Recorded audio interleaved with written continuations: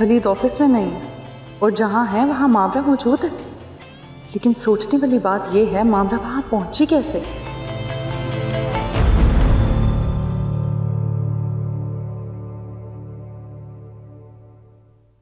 Baby जी juice रख दो। रुको, जी बेबी जी।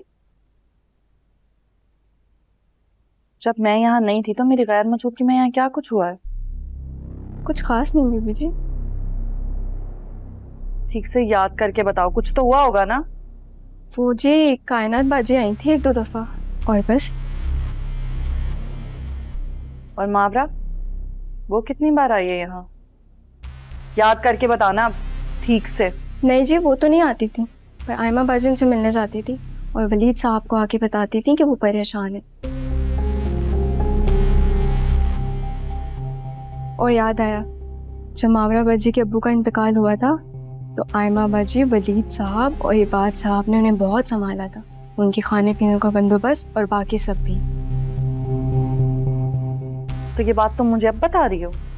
बेबी जी आप ही ने तो कहा था। बस करो, वो तो इसीलिए कहा था कि मेरे सर न चढ़ के बैठ जाओ। अब बताओ फिर क्या हुआ?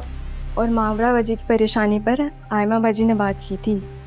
वो उनके मकान मालिक उनसे मकान खाली करवा रहे थे और मावरा बाजी नौकरी भी ढूंढ रही थी।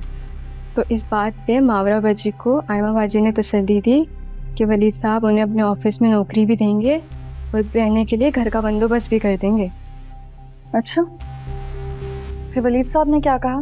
वो जी पता नहीं, मुझे तो चाय लाने भेज दिया था।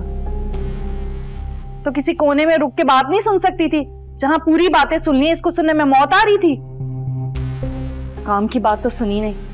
मुझे बस ध्यान में नहीं रहा, पर बाद में मैंने आयमा बाजी को कायनात बीबी और इबाद भाई से ये कहते हुए सुना कि आप तक ये बात ना पहुंचे वरना आप वलीद साहब से बहुत लड़ेंगे।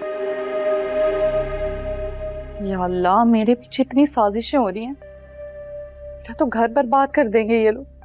पता नहीं कैसी कैसी साजिशें कर रहे हैं। बीबी जी वो थोड़े से पैसे मिल जाएंगे, बिजली का बिल देना है। साथ ही फरमाइशें आ गई हैं। काम की बात हालांकि कोई सुनाई नहीं है, लेकिन रिश्वत चाहिए। दे दूंगी, जाओ अभी। जी शुक्रिया जी। बीबी जी आप जूस पिए। दे दूंगी पैसे, जाओ अब। जी बीबी जी।